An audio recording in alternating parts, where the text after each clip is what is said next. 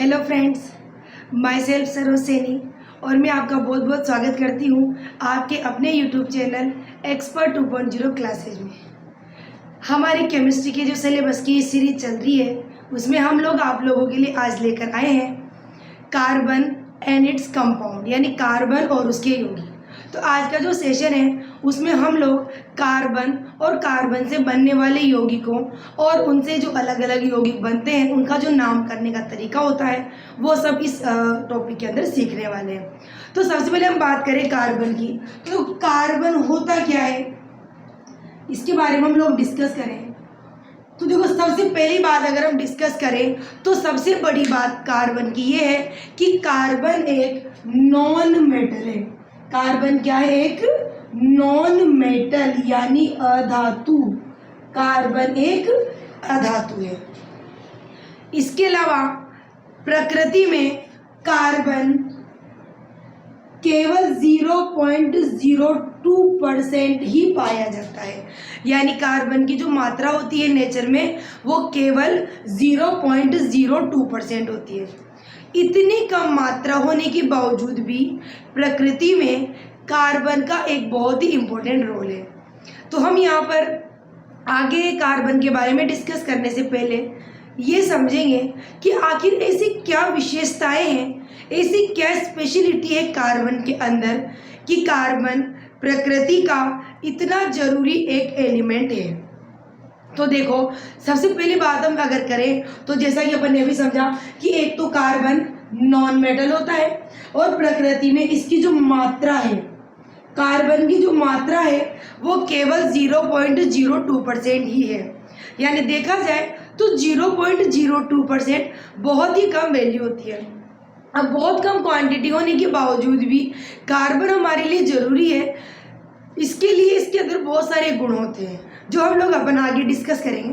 पहले अपन ये देखें कि प्रकृति में कार्बन कई रूपों में पाया जाता है। अगर अपन कार्बन के रूप या कार्बन के कंपाउंड्स की बात करें तो देखो, कार्बन एक तो कार्बन डाइऑक्साइड के रूप में पाया जाता है। कार्बन डाइऑक्साइड के अलावा कार्बोनेट, कार्बोनेट क्या होते हैं? CO3 के रूप में पाए जाते हैं। CO3-2 होता है वैसे ये, और भाई आप नॉर्मली से कार्बोनेट लिख सकते हैं। तो ये एक तो कार्बोनेट के रूप में पाया जाता है। इसके अलावा हाइड्रोजन कार्बोनेट, हाइड्रोजन कार्बोनेट, इन रूपों में ये प्रकृति के अंदर पाया जाता है। इसके अलावा अगर हम बात करें जमीन के अंदर तो देखो, जमीन के अंदर कार्बन कोयला, पेट्रोलियम गैस और एक पेट्रोलियम प्राकृतिक गैस इन सब के रूप में पाया जाता है। और अगर अपन नॉर्मली अपने फूड की बात करें तो आपका जो खाना आप खाते हैं उनमें भी सभी में कार्बन के कंपाउंड्स होते हैं। जैसे कि आपको याद होगा कि हम जो खाना खाते हैं उसके अंदर जो फूड के न्यूट्रिशंस होते हैं, जैसे कि कार्बोहाइड्रेट होता है, प्रोटीन होते हैं, फैट होते हैं। तो ये जो तीनों की तीनों चीज़ें जिसके बारे में हमने अभी बात करी, प्रोटीन, कार्बोहाइड्रेट और फैट, ये सभी कार्बन के ही कंपाउंड होते हैं। जितनी भी शुगर, जितने भी स्टार्च, अलग अलग शर्कराएं वगैरह होती है वो सभी कार्बन मेड होती है। और क्योंकि प्लांट्स भी कार्बन से ही बने होते हैं, हमारी बॉडी भी कार्बन से ही बनी होती है, तो आपकी बॉडी कार्बन से रिलेटेड बहुत सारी चीज़ों का यूज़ करती है। जैसे कि आपको आराम करने के लिए बेड की आवश्यकता पड़ती है, तो आपका जो बेड होता है वो बेड है, आपका जो फर्नीचर है वो लकड़ी का बना होता है। इसके अलावा गांव में बहुत सारे लोग लकड़ी जलाकर ही खाना बनाते हैं, लकड़ी का बहुत अलग अलग टाइप का फर्नीचर बनता है। तो प्लांट से बनने वाली चीज़ें और प्लांट से मिलने वाले प्रोडक्ट, जैसे कि आप फ्रूट्स खाते हैं, सब्जियाँ खाते हैं, अगर वो पेड़ पौधों से प्राप्त होती है तो जाहिर सी बात है कि उनमें भी कहीं ना कहीं कार्बन की क्वांटिटी आपको मिलती ही है, क्योंकि जितने भी लिविंग ऑर्गेनिज्म हैं उनकी बॉडी भी कार्बन से मिलकर ही बनी होती है। इसके अलावा हम हमारे आसपास जो पदार्थ देखते हैं जैसे कि प्लास्टिक है, आपके जो कपड़े होते हैं सिंथेटिक फाइबर आप जो देखते हो, नेचुरल फाइबर भी आप देखते हो। तो या तो आप नेचुरल फाइबर के कपड़े पहनते हैं, जैसे मान लो कॉटन है, वूल यानी ऊन है, सिल्क है। और अगर सिंथेटिक की बात करें तो पॉलिस्टर है, रेयन है, टेरिलॉन है, टेरिकोट है, ऐसे बहुत सारे सिंथेटिक फाइबर आते हैं। तो ये सारे के सारे जो फाइबर्स आते हैं, नेचुरल हो चाहे सिंथेटिक हो, वो भी कहीं ना कहीं कार्बन मेड ही होते हैं। प्लास्टिक कार्बन से ही बनी होती है, कार्बन के अलग अलग जो कंपाउंड होते हैं वही प्लास्टिक होते हैं। यहाँ तक कि हमारे जो एल्कोहल वगैरह जो लोग ड्रिंक में पीते हैं या आपकी कफ सिरप में जो एल्कोहल आता है वो भी कार्बन के ही कंपाउंड होते हैं। तो इतनी सारी स्टोरी समझने के बाद में हम ये क्लियरली समझ गए हैं कि कार्बन भले ही नेचर में केवल 0.02% ही पाया जाता है, लेकिन इतनी कम मात्रा में पाए जाने के बावजूद भी कार्बन एक जरूरी एलिमेंट इसलिए है क्योंकि जो कार्बन होता है वो सभी प्रकार के यौगिक बनाने की कैपेसिटी रखता है। हम आगे इसमें ये भी देखेंगे कि कार्बन में आखिर ऐसा कौन सा गुण है जिसकी वजह से ये अनेक अलग अलग यौगिकों के साथ नए नए कंपाउंड बनाने की कैपेसिटी रखता है, जो कि अन्य एलिमेंट्स नहीं रखते। अगर अपन अदर एलिमेंट्स की बात करें तो अदर एलिमेंट्स में जो मेटल्स, नॉन मेटल्स और मेटेलॉइड्स होती हैं, यानी धातु, अधातु, उपधातु होती है, उनमें कोई सा भी मेटल, नॉन मेटल या मेटेलॉइड ऐसा नहीं है जो दुनिया के इतने सारे कंपाउंड बनाने की कैपेसिटी रखता हो। लेकिन कार्बन अपने आप में बहुत सारे टाइप के यौगिक बनाने की कैपेसिटी रखता है। उसके पीछे भी कुछ रीजन है जो हम अभी समझेंगे। तो ये नए नए कंपाउंड बनाने की कैपेसिटी रखता है, इसीलिए ये एक इतना जरूरी पदार्थ है, या आप इसको यूँ कह सकते हो कि ये इतना जरूरी एक तत्व है। तो आप इतना सा तो नोट कर लें, फिर अपन कार्बन के बारे में और आगे बढ़ते हैं। चलिए आगे चलते हैं अब हम।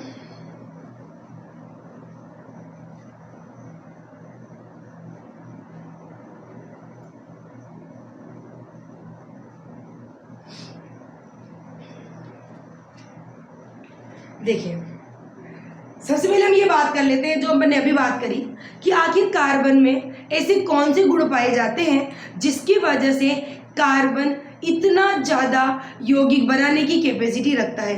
यानी कार्बन के वो गुण डिस्कस करेंगे हम जिनकी वजह से कार्बन सबके साथ वो यौगिक बनाने की कैपेसिटी रखता है। एक सेकेंड आ रही हूँ मैं। ओके, स्टार्ट करते हैं।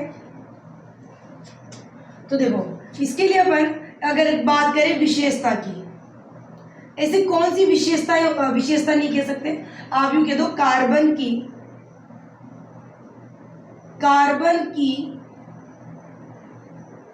सर्वोत्मुखी प्रकृति। देखो, सर्वोत्मुखी प्रकृति का मतलब कुछ भी नहीं होता, सभी के साथ जुड़ने की प्रवृत्ति। अब अपन ने अभी देखा कि कार्बन सभी परमाणुओं के साथ जुड़ने की कैपेसिटी रखता है। तो ये सभी परमाणुओं के साथ जुड़ने की कैपेसिटी क्यों रखता है, कैसे जुड़ता है, वो तो अपन बाद में सीखेंगे। पर इसके अंदर कौन से ऐसे गुण हैं जिसकी वजह से कार्बन इतने सारे नए नए कंपाउंड बना सकता है। तो देखो, अगर हम फर्स्ट पॉइंट की बात करें तो इसका फर्स्ट है कि जो कार्बन है, इस कार्बन की संयोजकता +-4 होती है। भाई सबसे पहले हम बात करें तो कार्बन की वैलेंसी कितनी होती है, +-4। देखो कार्बन कैसे निकालेंगे, आपको याद होगा कि कार्बन 6 नंबर पे आता है, और अगर ये 6 नंबर पे आता है तो हम इलेक्ट्रॉन भरेंगे 2 और 4। अब आप देखिए इसके बाह्यतम कोश में 4 इलेक्ट्रॉन है, तो ये 4 इलेक्ट्रॉन दे भी सकता है और 4 इलेक्ट्रॉन ले भी सकता है। अब क्योंकि दोनों के चांस बराबर बराबर है, इसीलिए ये चाहे तो दे दे और चाहे तो ले ले। इसीलिए कार्बन की जो वैलेंसी आती है, यानी संयोजकता जो आती है, कार्बन की संयोजकता जो आती है वो कितनी आती है, +-4। तो ये जो +-4 इसकी वैलेंसी है, यही सबसे बड़ा वो गुण है जिसकी वजह से कार्बन दुनिया में इतने यौगिक बनाकर अलग अलग यौगिकों के रूप में हमें सामने दिखाई देता है। जैसे कि हम बात करें इसके अलावा नेक्स्ट पॉइंट, जो अपन जो पॉइंट पढ़ेंगे वो इसके दोनों ही वैलेंसी से रिलेटेड ही है। सिर्फ पहला तो है श्रृंखलन, पहला है श्रृंखलन यानी लॉन्ग सीरीज बनाता है।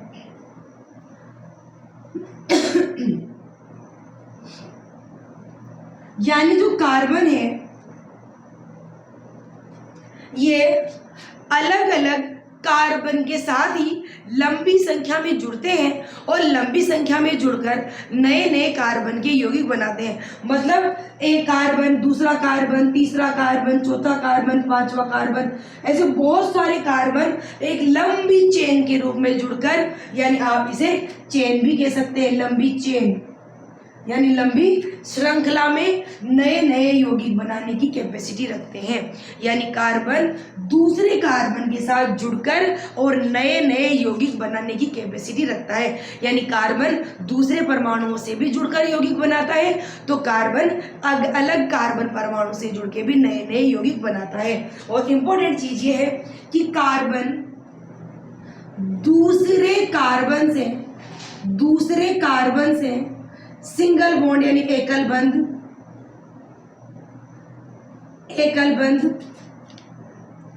सिंगल बॉन्ड, डबल बॉन्ड यानी द्विबंध या त्रिबंध यानी ट्रिपल बॉन्ड से जुड़ सकता है। मतलब एक कार्बन दूसरे कार्बन से एकल बंध से भी जुड़ सकता है, द्विबंध से भी। जैसे कि देखो ये सीरीज देखो आप, इसमें एकल बंध भी हो सकता है इसमें कई जगह द्विबंध बन रहा हो, या कई जगह इसमें इस तरह से कहीं एक जगह ट्रिपल बॉन्ड आ रहा हो। तो कार्बन अन्य कार्बन परमाणुओं के साथ एक लंबी श्रृंखला में जुड़कर नए नए यौगिक बनाने की कैपेसिटी रखता है। ये इसका गुण श्रृंखलन का गुण कहलाता है। यानी ये लंबी लंबी चेन मतलब श्रृंखला, तो श्रृंखला बनाने के गुण रखता है। तो इसकी सबसे फर्स्ट जो इम्पोर्टेंट चीज है वो यही है कि कार्बन लंबी श्रृंखला में जुड़कर नए नए यौगिक बना सकता है। इसे नोट करें। उसके बाद नेक्स्ट पॉइंट पर यहाँ लिख लेते हैं, इसको मैं हटा देती हूँ अब यहाँ से। अब हम थर्ड पॉइंट ऊपर डिस्कस कर लेते हैं। थर्ड पॉइंट है कार्बन अन्य धनात्मक यानी पॉजिटिव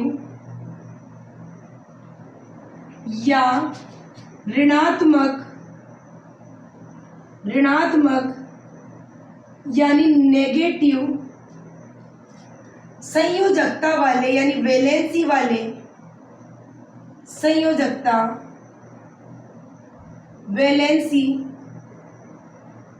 वाले तत्वों या परमाणुओं के साथ जुड़कर नए नए यौगिक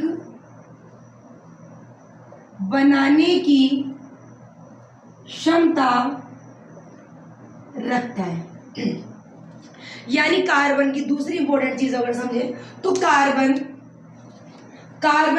से तो जुड़ ही सकता है, लेकिन कार्बन बाकी के दूसरे, यानी जैसे कि मान लो हम बात करें ये कार्बन है, तो कार्बन इस तरह से हाइड्रोजन के साथ जुड़ गया, या आप समझे कार्बन ऑक्सीजन के साथ। अभी चलो अपन नॉर्मल एग्जांपल लिख लेते हैं, अपन वैसे भी इनका स्ट्रक्चर बनाना सीखेंगे आगे, तो आपको और बड़े समझ में आ जाएगा ये। तो कार्बन हाइड्रोजन से जुड़ रहा, कार्बन ऑक्सीजन के साथ जुड़ रहा, इसी तरह कार्बन किसी और के साथ भी जुड़ सकता है। यानी कार्बन और भी बाकी दुनिया भर के कार्बन को छोड़कर भी जो बाकी के एलिमेंट्स हैं उनके साथ भी जुड़कर नए नए यौगिक बनाने की कैपेसिटी रखता है। और इसी इतने सारे गुणों की वजह से ही कार्बन सभी परमाणुओं के साथ जुड़कर नए नए यौगिक बना लेता है।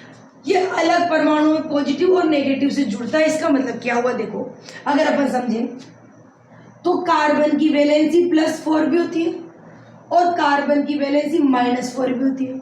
तो यानी जब कार्बन प्लस वाला होगा तो ये सभी -1, -2, -3, -4 वाले यौगिकों के साथ एलिमेंट्स के साथ जुड़ जाएगा और नए नए यौगिक बना लेगा, क्योंकि कोई भी यौगिक बनाने के लिए एक पॉजिटिव और एक नेगेटिव होता है। तो जब कार्बन की वैलेंसी +4 मानी जाएगी तो ये सारे -1 वाले से भी जुड़ जाएगा, -2 वाले से भी जुड़ सकता है, -3 वाले से भी जुड़ सकता है, 4 वाले से भी जुड़ सकता है। और अगर अपन कार्बन को -4 मान लें, अगर अपन ये मान लें कि कार्बन की वैलेंसी -4 है, दोनों एक साथ तो होती नहीं है, या तो +4 होती है या -4 होती है। तो अगर ये माइनस में है तो इस कंडीशन में ये +4 वाले से भी जुड़ेगा, +3 वाले से भी जुड़ेगा, +2 वाले से भी जुड़ेगा और +1 वाले से भी जुड़ेगा। कहने का मतलब ये है कार्बन की वैलेंसी प्लस और -4 दोनों होती है, +4 भी हो सकती है और +4 भी हो सकती है और -4 भी हो सकती है।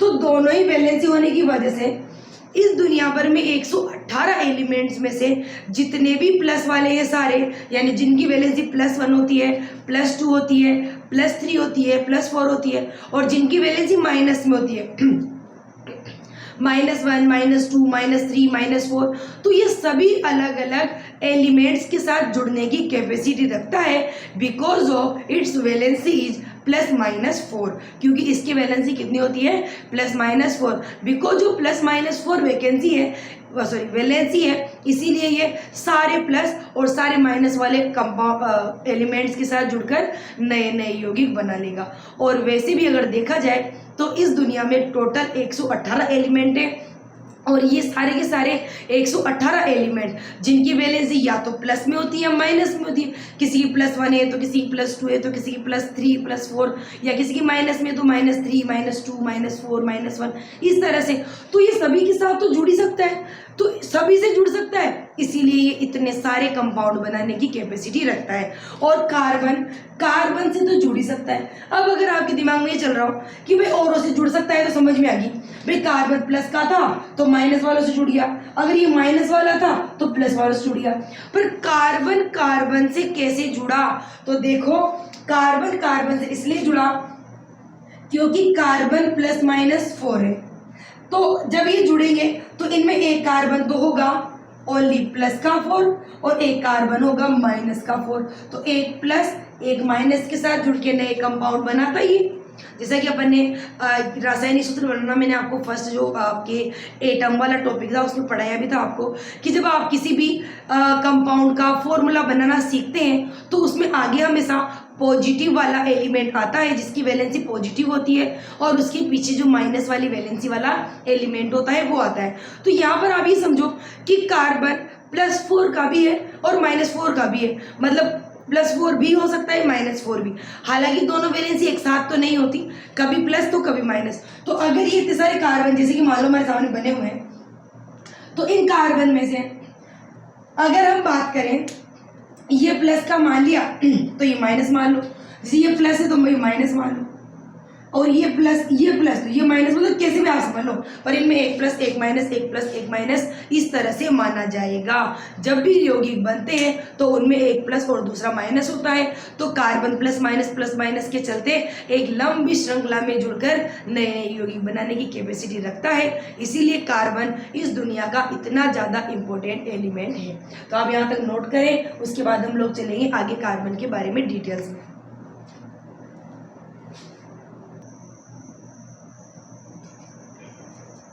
चलिए नेक्स्ट चलते हैं।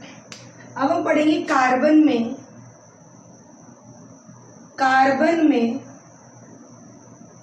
सहसंयोजी आबंधन। सहसंयोजी आबंधन यानी हम पढ़ेंगे कोवैलेंट बॉन्डिंग इन कार्बन।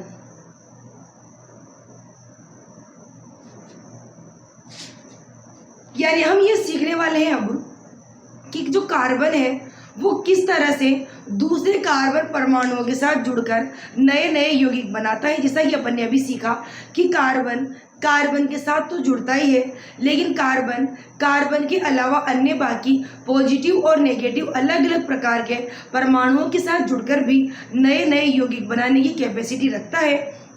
तो वो जब इलेक्ट्रॉन एक्सचेंज करके नए नए यौगिक बनते हैं तो उनके बीच में सहसंयोजी बंध बनते हैं। तो वो सहसंयोजी बंध कैसे बनते हैं वो हम यहाँ पर सीखने वाले हैं। देखो अपन ये पहले भी पढ़ा है कि जब नॉन मेटल्स के बीच में बॉन्डिंग होती है तो उसे ही हम सहसंयोजी बंध कहते हैं। तो क्योंकि कार्बन एक नॉन मेटल है यानी अधातु है, इसीलिए कार्बन परमाणुओं के बीच में बनने वाले जो बंध होंगे वो कोवेलेंट बॉन्ड ही होंगे, यानी सहसंयोजी बंध ही होंगे। तो चलो अपन सीखते हैं सहसंयोजी बंध बनाना। आप याद रखेंगे इनमें जो सहसंयोजी बंध बनते हैं उन्हें कई बार एग्जाम में इस तरह से आ जाते हैं कि इलेक्ट्रॉन डॉट स्ट्रक्चर समझाना है आपको। जो भी आपको एग्जाम्पल दिया जाएगा उसका इलेक्ट्रॉन डॉट स्ट्रक्चर समझाना है। इलेक्ट्रॉन बिंदु संरचना। एक सेकेंड मार्कर चित्र ले दे।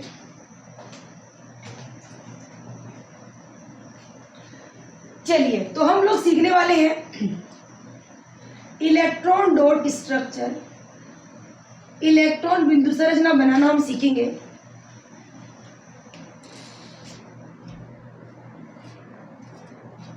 जैसा कि कार्बन और कार्बन परमाणु या बाकी दूसरे अदर नॉन एलिमेंट जो नॉन मेटल्स होते हैं उनके बीच भी सहसंयोजी बंध ही बनते हैं। तो वो जो सहसंयोजी बंध बनते हैं वो इलेक्ट्रॉनों के एक युग्म यानी दो इलेक्ट्रॉनों के साझेदारी से बनते हैं और दो इलेक्ट्रॉनों की साझेदारी से हमेशा एक बंध बनता है।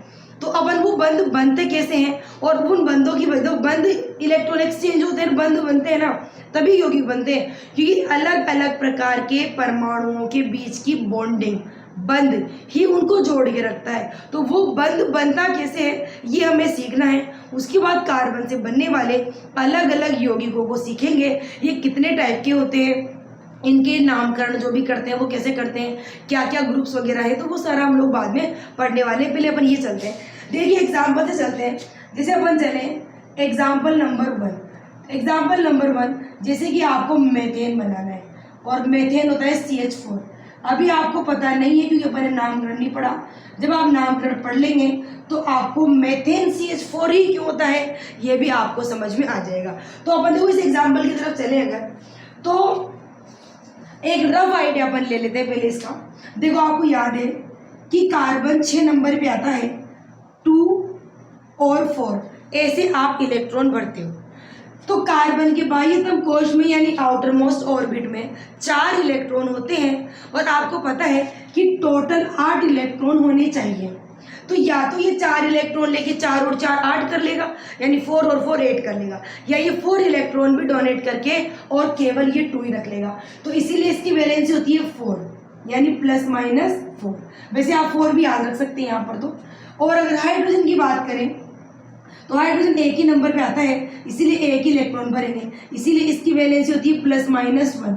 प्लस माइनस क्यों होती है 1? क्योंकि आपको याद है जो KLMN कक्षाएं होती है इनमें 2 8 8 8 का सीक्वेंस होता है। तो इसमें तो सेकेंड वाला ऑर्बिट था इसलिए 8 इलेक्ट्रॉन पूरे करें, लेकिन इसमें तो फर्स्ट ऑर्बिट है, फर्स्ट में कितने आते हैं? केवल 8 आते हैं। तो फर्स्ट ऑर्बिट में केवल हमें 8 इलेक्ट्रॉन पूरे करने होते हैं, सॉरी फर्स्ट वाले में 2 इलेक्ट्रॉन पूरे करने होते हैं और बाकी सेकेंड थर्ड फोर्थ के बाद की बात करें तो उनमें 8 इलेक्ट्रॉन पूरे करने होते हैं। तो इसके तो 8 पूरे करने के सीक्वेंस में इसमें 4 देने की जरूरत पड़ी, लेकिन इसको तो केवल 1 तो इसी 2 करने दे, तो या तो ये 1 लेगा या 1 देगा, इसीलिए इसकी वैलेंसी कितनी आएगी? ±1 आएगी। अब अगर अपन इसका रफ डायग्राम देखें CH4 का, तो एक कार्बन पे 4 हाइड्रोजन जोड़ने हैं। तो देखो ये रफ डायग्राम है, इधर 1 2 3 4 ये चारों तरफ आपने इसके हाइड्रोजन जोड़ दिए। ठीक, एक कार्बन पे 4 बंध बनते हैं। देखो एक कार्बन पे कितने बंध बनेंगे? 4। तो 4 बंध बने, तो 1 2 3 4 और हाइड्रोजन की वैलेंसी 1 होती है। तो हाइड्रोजन में केवल एक ही बंध बनेगा, इस हाइड्रोजन पे ये एक, इस हाइड्रोजन पे ये एक, इस हाइड्रोजन पे ये एक, इस हाइड्रोजन पे ये। मतलब आपको ये याद रखना है कि जितनी वैलेंसी होगी उतने ही वैलेंसी के इक्वली क्या बनेंगे, बॉन्ड बनेंगे। किसी भी परमाणु की जितनी वैलेंसी होती है उतने ही बॉन्ड बनते हैं, क्योंकि जितनी वैलेंसी होती है उतना ही इलेक्ट्रॉन एक्सचेंज होता है।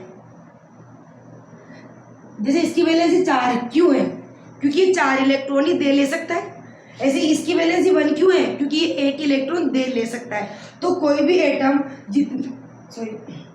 जितने इलेक्ट्रॉन दे सकता है या ले सकता है वही उसकी वैलेंसी होती है और उतने ही बॉन्ड बनेंगे। जैसे कार्बन की वैलेंसी 4 है तो इस कार्बन पे आप देखो 1 2 3 4। ये बन तो कैसे भी सकते हैं, ऐसे भी बन सकते हैं। इस कार्बन पे 2 इधर बन जाए, 2 इधर बन जाए, कार्बन पे 3 इधर बन जाए, 1 इधर बन जाए। लेकिन हमें ध्यान ये भी रखना है कि इसके साथ में जो जुड़ रहा है, जैसे मान लो हाइड्रोजन, तो हाइड्रोजन कार्बन पे तो 1 2 3 4 बॉन्ड हो गए, लेकिन इस हाइड्रोजन पे कितने हुए 1 2 3, जबकि हाइड्रोजन की वैलेंसी कितनी होती है 1। तो जोड़ते टाइम आपको ये भी ध्यान रखना है कि जब अपन बना रहे हो इसको तो ये हमें पता हो कि इसकी वैलेंसी अगर 1 है तो उस पर 1 ही बॉन्ड बनेगा, 2 वैलेंसी है तो 2 बॉन्ड बनेंगे, 3 वैलेंसी है तो 3 बॉन्ड बनेंगे, कार्बन की 4 वैलेंसी होती है तो इस पर 4 बॉन्ड बन रहे हैं, यानी ये 4 इलेक्ट्रॉन एक्सचेंज करेगा। इसलिए आप इसको ऐसे भी बना सकते हो और इसको अपन देखो डिजाइन तो कैसे भी चेंज कर सकते हो। ये कार्बन है, इस पे एक हाइड्रोजन इधर जोड़ दो, एक इधर जोड़ दो, एक इधर जोड़ दो, एक इधर जोड़ दो, लेकिन देखो सारे एकल बंध पे जुड़ेंगे। ध्यान ये रखना है कि सारे कैसे जुड़ेंगे, एकल बंध पे। अब देखो ये तो नॉर्मल स्ट्रक्चर है, आपको नॉर्मल स्ट्रक्चर नहीं बनाना, आपको क्या बनाना है, electron dot structure. Electron show करने हैं आपको कि इलेक्ट्रॉन कैसे एक्सचेंज हो रहे हैं। तो देखो बात करें पहले कार्बन की, ये कार्बन है, इसके 4 हाइड्रोजन जोड़ने, आप ऐसे भी जोड़ सकते हो, इस पैटर्न में जोड़ सकते हो। तो ये आपने इस इधर का एक हाइड्रोजन इधर बना दिया, इधर का एक इधर बना दिया, इधर वाला एक इधर बना दिया और इधर वाला एक इधर बना दिया। ठीक है, ये अपन ने बना लिया। उसके बाद इसके बाद देखो कार्बन के बाह्यतम कोश में कितने इलेक्ट्रॉन होते हैं, 4। तो ये कार्बन के 1 2 3 4, ये आपने कार्बन के बना लिए 4 इलेक्ट्रॉन। अब इसके बाद हमें किसके बनाने हैं, हाइड्रोजन के। तो हाइड्रोजन के बाह्यतम कोश में तो 1 इलेक्ट्रॉन है, इस हाइड्रोजन का 1 इलेक्ट्रॉन ये बना लिया, इस हाइड्रोजन का 1 इलेक्ट्रॉन ये बना लिया, इस हाइड्रोजन का 1 ये बना लिया और इस हाइड्रोजन का 1 ये बना लिया। देखो हमने इसको डॉट में, इसको क्रॉस में इसलिए बनाया है ताकि आपको पहचान में आ जाए कि क्रॉस तो कार्बन के 4 इलेक्ट्रॉन है और ये जो डॉट बना हुआ है ये हाइड्रोजन जो का 1 1 इलेक्ट्रॉन है। तो हमने क्या करा, इस स्ट्रक्चर का पहले रफ बनाया, ये एक बीच में कार्बन बना दिया और ये हमने 4 हाइड्रोजन जोड़ने थे जो जोड़ दिए। अब अपने सेकंड काम क्या करा, इलेक्ट्रॉन भरने का। तो कार्बन के बाह्यतम कोश में देखो ये फर्स्ट और ये बाहर वाला, तो बाह्यतम कोश में 4 इलेक्ट्रॉन है तो इसका 1 2 3 4 इलेक्ट्रॉन भर दिए। और हाइड्रोजन के पास केवल 1 इलेक्ट्रॉन है, इस हाइड्रोजन का 1 ये रहा, इस हाइड्रोजन का 1 ये रहा, इस हाइड्रोजन का 1 ये रहा, इस हाइड्रोजन का 1 ये रहा। अब देखो एक्सचेंज कैसे होंगे, भर तो लिए। देखो पार्टनरशिप का मतलब क्या होता है कि जो खुद के हैं वो तो कार्बन के हैं सही, पर जो हाइड्रोजन के हैं वो भी कार्बन के। देखो क्या होगा, अगर हम कॉमन बात करें तो जब 2 लोग बिजनेस करते हैं तो बिजनेस में क्या होता है, जो पैसा वो लगाते हैं उन पैसों को लगाने के बाद में वो जो भी बिजनेस शुरू करते हैं उस बिजनेस पर उन दोनों तीनों जनों का जिन्होंने पैसा लगाया है सबका बराबर हक होता है। इसी तरह ये दोनों ने मिलकर अपने अपने इलेक्ट्रॉन दे दिए। अब देने के बाद ये जो कुछ बनाना नया जिसको अपन मेथेन कह रहे हैं, इस मेथेन में कार्बन के 4 और चारों हाइड्रोजन के 1 1 इलेक्ट्रॉन है, पर ये इनके खुद के नहीं है, ये सबके हैं। यानी जो इसका है वो इसका भी है, जो इसका है वो इसका भी, मतलब सबके हैं एक दूसरे के। इसीलिए ये एक पार्टनरशिप कहलाती है क्योंकि इलेक्ट्रॉन यहाँ पर साझा हो रहे हैं, पार्टनरशिप हो रही है। तो यहाँ पर देखो कार्बन के इस वाले कोश में 4 इलेक्ट्रॉन है और इसको 4 और चाहिए ताकि कितने हो जाए टोटल 8। तो ये कैसे लेगा, इस कार्बन का देखो 1 2 3 4 तो इसके खुद के ही सही, एक इससे लेगा 5 6 7 8, चारों से 1 1 ले लेगा तो इस कार्बन के हो जाएंगे ये चारों इलेक्ट्रॉन पूरे पूरे, सॉरी 8 इलेक्ट्रॉन पूरे हो जाएंगे सेकंड वाले ऑर्बिट में। दोबारा समझे, इस कार्बन के पास 1 2 3 4 खुद के 4 इलेक्ट्रॉन हैं, तो 4 और है, सॉरी 4 और चाहिए, 4 है, तो एक इससे ले लिया 5, एक इससे ले लिया 6, एक इससे ले लिया 7 और एक इससे ले लिया 8, हो गए। तो ये कार्बन के इस गोले में देखो 8 इलेक्ट्रॉन पूरे हो गए। इस गोले में गिनो, इस कार्बन के 2 2 4 2 6 2 8, यानी कितने इलेक्ट्रॉन हो गए पूरे? 8 इलेक्ट्रॉन कार्बन के पूरे हो चुके हैं। लेकिन अभी हाइड्रोजन के भी तो बाकी हैं, क्योंकि हाइड्रोजन की 1 इलेक्ट्रॉन था और हाइड्रोजन की फर्स्ट कोश में मैक्सिमम कितने इलेक्ट्रॉन हो सकते हैं? 2, क्योंकि पहली कक्षा में 2 इलेक्ट्रॉन होते हैं। तो इस हाइड्रोजन का देखो 1 तो ये रहा, 1 इसका ले लेगा, तो ये हो गया, इधर बन गया। ऐसे इस हाइड्रोजन का 1 तो ये और 1 इससे लेगा, तो ये 2। देखो ये 1 इसलिए लेगा क्योंकि हाइड्रोजन में केवल 1 ही कक्षा बढ़ती है और एक फर्स्ट वाली कक्षा में केवल 2 ही इलेक्ट्रॉन, 2 इलेक्ट्रॉन ही आते हैं। ऐसे ही हो गया। देखिए आप अब इसको ध्यान से देखो, कार्बन की वैलेंसी 4 होती है, हाइड्रोजन की वैलेंसी 4 होती है। जितनी वैलेंसी होती है उतने ही बॉन्ड बनते हैं। आप एरो लगाओ, इक्वल में लगाना। वैलेंसी के बराबर के ही बॉन्ड बनते हैं और वैलेंसी के बराबर ही इलेक्ट्रॉन एक्सचेंज होते हैं। तो कार्बन की वैलेंसी 4 है, तो कार्बन पे 4 बॉन्ड बनेंगे, 1 2 3 4, यानी ये 4 इलेक्ट्रॉन एक्सचेंज करेगा। और हाइड्रोजन की 1 है, तो 1 बॉन्ड बनेगा, यानी 1 इलेक्ट्रॉन एक्सचेंज करेगा। तो देखो आप, ये कार्बन के 4 इलेक्ट्रॉन बना दिए और ये हाइड्रोजन के 1 इलेक्ट्रॉन बना दिए। तो कार्बन को 4 इलेक्ट्रॉनों की जरूरत थी पूरे 8 करने के लिए, तो 4 तो खुद के और चारों 1 हाइड्रोजन के ले लिए, तो 4 और 4 8 इसके हो गए। और हाइड्रोजन के पास तो 1 तो था ही पहले कोश में। देखो ये जो KLMN कक्षा है, KLMN, इनमें 2 8 8 8, यानी पहले में 2 ही तो चाहिए, तो हाइड्रोजन को 2 ही तो चाहिए, तो 2 करने के लिए क्या करेगा? 1 तो खुद का ही, 1 कार्बन से ले लेगा, इसके 2 पूरे हो गए। ये हाइड्रोजन के पास भी 1 है, 1 इससे ले लेगा, इसके पूरे हो गए, ये इसके हो गए, ये इसके हो गए। अब देखो आपके दिमाग में चल रहा होगा कि कार्बन से ही क्यों लिया हाइड्रोजन ने, दूसरे हाइड्रोजन से भी तो ले सकता था। तो देखो आप यहाँ ये समझो कि ये सारे हाइड्रोजन कार्बन के साथ पार्टनरशिप कर रहे हैं। हाइड्रोजन से पार्टनरशिप नहीं करता, इसीलिए सारे हाइड्रोजन को जरूरत पड़ने पर ये कार्बन से लेगा। जैसे मान लो मैंने कोई बिजनेस शुरू किया पार्टनरशिप में, तो मैंने क्या करा, 4 पार्टनर मेरे साथ रखे, तो उन चारों पार्टनर को जो बेनिफिट होगा उसमें से कुछ पैसा अगर मान लो बीच में चाहिए तो मुझसे मांगेंगे, बाकी से क्यों मांगेंगे? उन्होंने आपस में पार्टनरशिप नहीं करी, उन्होंने मुझसे पार्टनरशिप करी है। तो यहाँ पर हाइड्रोजन है जो 4 है भले ही, पर इन्होंने पार्टनरशिप किससे कर रखी है? कार्बन से कर रखी है। आप इसे नोट करें, उसके बाद हम और एग्जाम्पल करेंगे ताकि आपको और भी बेटर समझ में आ जाएगा।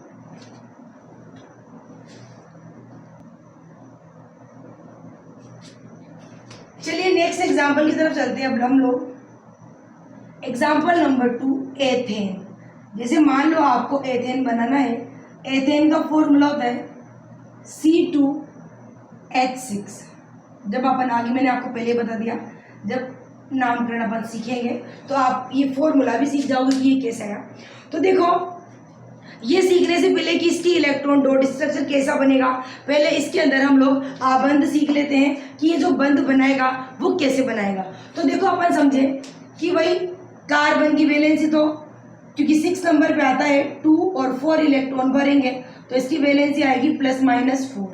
और अगर हम बात करें हाइड्रोजन, इधर लिख देते हैं, हाइड्रोजन की बात करें, हाइड्रोजन 1 ही नंबर पे आएगा, इलेक्ट्रॉन को ऐसे भर दोगे तो इसकी वैलेंसी कितनी आएगी? +-1। ठीक है। उसके बाद अब देखो ये जो 2 कार्बन है, तो 2 तो है हमारे पास कार्बन, 2 तो है कार्बन, या आप देखो ये 1 और ये 2 कार्बन, 2 कार्बन पे 6 हाइड्रोजन जोड़ने हैं आपको, तो 2 पे 6, 1 पे 3, सिंपल सी बात। तो 1 पर जोड़ेंगे 3 हाइड्रोजन तीनों तरफ, 1 2 3, ऐसे इस पर भी जोड़ देंगे 3, 1 2 3। तो इससे देखो हाइड्रोजन की 1 वैलेंसी होती है, तो सब पे 1 बॉन्ड बन गया। ठीक है, इधर भी 1, इधर भी 1, इधर भी 1। अब कार्बन की वैलेंसी कितनी होती है? 4। तो आप चेक कर लो कार्बन पे 4 बॉन्ड बने कि नहीं बने। इस कार्बन पे 1 2 3 4, इस कार्बन पे 1 2 3 4, देखो 1 2 3 4, तो दोनों कार्बन पे 4 बॉन्ड बन गया। आप दोबारा से गिन लो, इस कार्बन पे 1 2 3 4, इस कार्बन पे 1, देखो ये कॉमन है तो दोनों में माना जाएगा 1 2 3 4, ठीक है। दोनों में 4 बंद बन गए और हाइड्रोजन में एक बंद, इस पे एक, इस पे एक, इस पे एक, इस पे एक, इस पे भी एक, इस पे भी एक बन गया। तो ये तो अपन ने सीख लिया एक हमारा रफ डायग्राम। अब अपन इलेक्ट्रॉन डॉट स्ट्रक्चर सीखे अगर, तो आप देखो ये तो है 2 कार्बन बनाने, आपको ये 1 और ये 2 कार्बन बना लिए हमने। अब इनके देखो 3 हाइड्रोजन इधर 3 इधर बनाने हैं आपको, तो दोनों तरफ 3 हाइड्रोजन बना लो, क्योंकि देखो ये बेस अगर बनाना आ गया आपको तो ये बनाना काफी इजी हो जाएगा।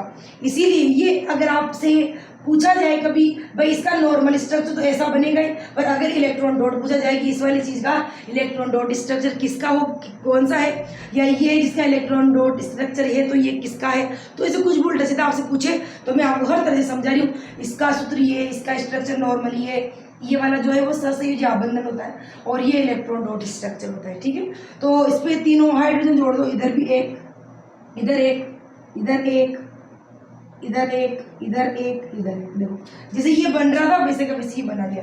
अब अपन को क्या बनाना है नेक्स्ट, इलेक्ट्रॉन।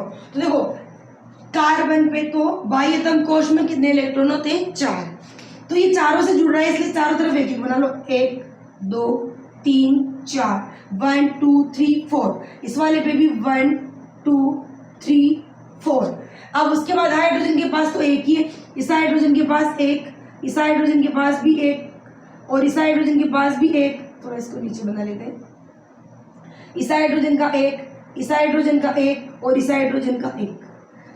हाइड्रोजन के बाह्यतम कोश में एक ही इलेक्ट्रॉन होता है, तो इसका एक, इसका एक, इसका एक, इसका सबका बना लिया। प्रत्येक कार्बन के 4 ही होंगे, इस कार्बन के भी 1 2 3 4 यानी 1 2 3 4 और इसके भी 1 2 3 4। अब ये इलेक्ट्रॉन एक्सचेंज कैसे करेंगे वो सीख लेते हैं। तो देखो कार्बन के पास 4 तो है, इसे 8 पूरे करने हैं, तो ये क्या करेगा, देखो 1 2 3 4 तो इसके खुद के, और ये चारों की तरफ एक एक इलेक्ट्रॉनों से जुड़ रहा है तो चारों से एक एक इलेक्ट्रॉन ले लेगा, एक इसका, तो 4 और 1 5 6 7 8, तो ये हो जाएंगे इसके पूरे 8 इलेक्ट्रॉन यहाँ से यहाँ तक, ठीक तो हो गई है। उसके बाद इसकी बात करें, इस वाले में आप देखें 1 2 3 4 तो खुद के और एक एक देखो चारों से एक एक जुड़ रहा है चारों तरफ, इसीलिए एक इसका ले लिया 5 6 7 8, तो इस दूसरे वाले कार्बन के यहाँ से यहाँ तक हो जाएंगे 8, ठीक है। अब हाइड्रोजन क्या करेगा, हाइड्रोजन के पास एक तो खुद का ही, एक इससे लेगा तो इसके भी ये 2, क्योंकि हाइड्रोजन के बाद 2 से ज़्यादा हो ही नहीं सकते, क्योंकि इसमें फर्स्ट वाला ऑर्बिट बढ़ता है और फर्स्ट ऑर्बिट में मैक्सिमम 2 इलेक्ट्रॉन ही भरे जा सकते हैं, तो ये बन जाएगा आपका एथेन। आए आपको बात समझ में, यानी इनमें अपन को इस बात का विशेष ध्यान रखना है कि पहली चीज तो ये कि जो भी आप स्ट्रक्चर बना रहे हो उसके बाह्यतम कोश में इलेक्ट्रॉन कितने हैं, तो इसमें 4 है, वो 4 ही बंद बनेंगे और वो 4 इलेक्ट्रॉन ही चारों तरफ एक्सचेंज हो रहे हैं। ऐसे हाइड्रोजन में 1 इलेक्ट्रॉन होता है तो एक ही बंद बनेगा और ये 21 की वैलेंसी तो एक ही इलेक्ट्रॉन एक्सचेंज करेगा। चलो आप इसको बनाओ, फिर चलते हैं नेक्स्ट टॉपिक की ओर। चलिए एक और एग्जाम्पल देख लेते हैं हम, जो कि बहुत जरूरी है।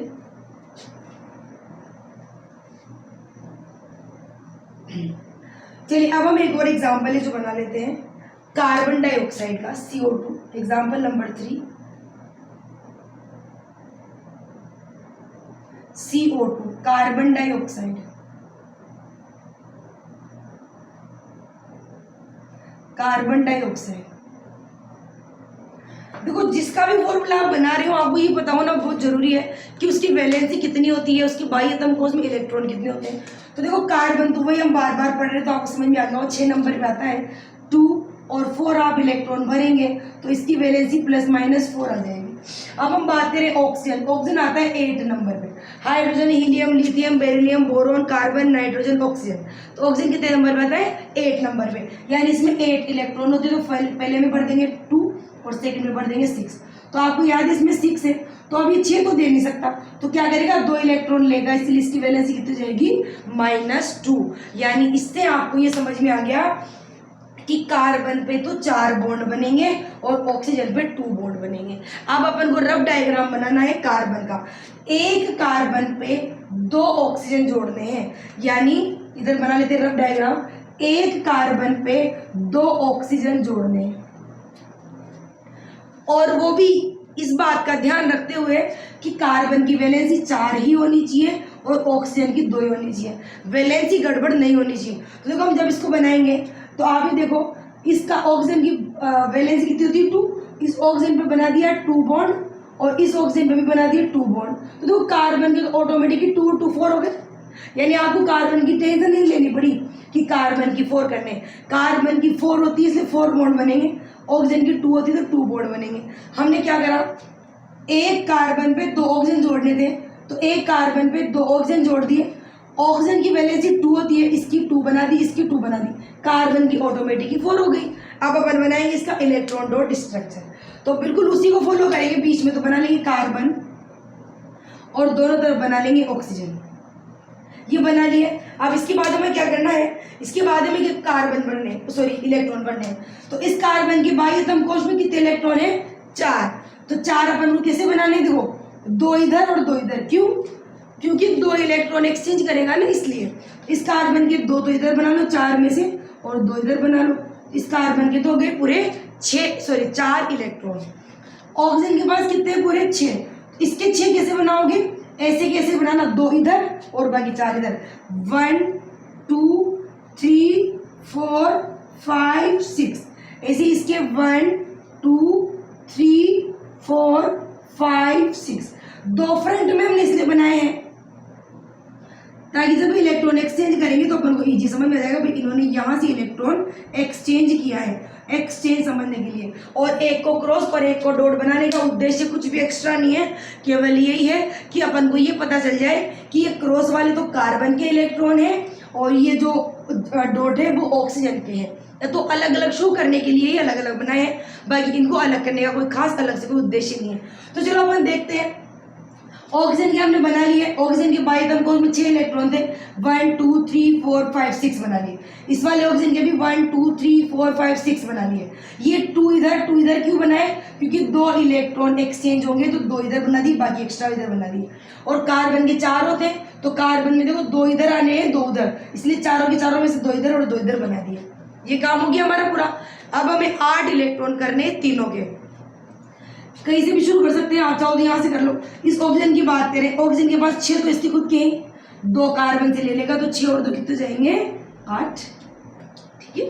उसके बाद हम नेक्स्ट चले, कार्बन के पास 2 2 4 तो खुद के हैं, 2 इससे 2 इससे, देखो बराबर बराबर, क्योंकि देखो बराबर बराबर बंद बन रहे हैं, 2 इधर 2 इधर, तो 2 इलेक्ट्रॉन इसके लेगा 2 इलेक्ट्रॉन इसके लेगा, तो 4 तो इसके और 2 इसके ले लेगा 6, 2 इसके ले लेगा 8, तो इसके 4 5 6 7 8 पूरे हो जाएंगे। तो ये कार्बन के भी हो गए। अब नेक्स्ट बात करें लास्ट वाले ऑक्सीजन की, तो लास्ट वाले ऑक्सीजन के पास 1 2 3 4 5 6 तो खुद के हैं और 2 इसके साथ एक्सचेंज करेगा इसे, तो इसके भी हो जाएंगे 8। तो ये बन गया आपका CO2 मॉलिक्यूल, CO2 अणु। आए आपको बात समझ में? यानी यहाँ पर हमारे लिए इंपॉर्टेंट चीज ये है कि पहली बात तो आपको इनका एटॉमिक नंबर याद रखना है, ये 6 नंबर पे आता है, ये 8 नंबर पे आता है। उसके बाद इलेक्ट्रॉन भरने 2 2 4 2 6 ये याद रखना है, और इलेक्ट्रॉन भरने के आधार पर इनकी वैलेंसी, फिर वैलेंसी को सेट कर दिया भाई एक कार्बन में 2 ऑक्सीजन जोड़नी है, तो एक कार्बन में 2 ऑक्सीजन कैसे जोड़ेंगे, कार्बन के दोनों तरफ एक एक ऑक्सीजन लिख दी। फिर आपको बंद बनाने हैं, तो बंद बनाने में किसी भी एक की वैलेंसी को ले लो आप, इसका ईजी था तो इसका बना लिया, इससे भी बना लो, 4 है तो दोनों तरफ हो जाएंगे, और इसके 2 हैं तो इसके इधर 2 बना लिए, इसके इधर 2 बना लिए, तो कार्बन के अपने आप 4 हो गए। तो इससे हमें ये पता चल गया कि ऑक्सीजन और कार्बन के ऑक्सीजन और कार्बन के बीच केवल दोनों तरफ 2-2 इलेक्ट्रॉनों की पार्टनरशिप होनी है। तो ये अपन ने इसके इलेक्ट्रॉन बना लिए, इस कार्बन के 1 2 3 4 तो इसके बना लिए, और ऑक्सीजन के 1 2 3 4 5 6 इसके भी 1 2 3 4 5 6 बना लिए। उसके बाद क्या, पार्टनरशिप एक्सचेंज वाला ऑप्शन तो एक्सचेंज वाले का प्रोसेस चलेगा। तो 4 इसके, 2 इधर से लिए, 2 इधर से। आप यूं मत सोचना कि चारों ही इससे भी तो ले सकता है, चारों उससे भी तो ले सकता है, ऐसा नहीं है। इन तीनों के बीच पार्टनरशिप हो रही है, तो तीनों के बीच पार्टनरशिप का मतलब ये है कि ये इससे भी लेगा, ये इससे भी लेगा, लेकिन ये केवल इससे लेगा और ये केवल इससे लेगा, कि ऑक्सीजन कार्बन के साथ जुड़ा हुआ है, ऑक्सीजन ऑक्सीजन के साथ नहीं जुड़ा हुआ है। ठीक, तो इस तरह से ये इलेक्ट्रॉन एक्सचेंज करके नए मॉलिक्यूल बना लेगा कार्बन डाइऑक्साइड। तो आई होप आपको यहाँ तक का समझ में आया होगा। आप इनकी प्रैक्टिस करें बनाकर घर पर एक बार, और भी कुछ अदर एग्जाम्पल कार्बन से रिलेटेड आपको दिखता है तो आप इसकी प्रैक्टिस करें। समझ में नहीं आए तो पूछें, कमेंट बॉक्स में कमेंट करें। हम जो भी टॉपिक आप दोगे ना, जिसका इलेक्ट्रॉन बिंदु स्ट्रक्चर, कमेंट में भेज देना, हम उसको बनाकर आपको समझा देंगे। और साथ में आप हमारे चैनल को सब्सक्राइब करें और अपने फ्रेंड सर्कल में जिनको भी साइंस के कंसेप्ट में स्टार्टिंग से प्रॉब्लम चल रही है उनको आप शेयर करें, ताकि उनकी परेशानी का सॉल्यूशन हो सके। और साथ में बेल आइकन को प्रेस करें ताकि आपको आने वाले वीडियोस का नोटिफिकेशन मिलता रहे। तब तक के लिए see you, take care, bye bye.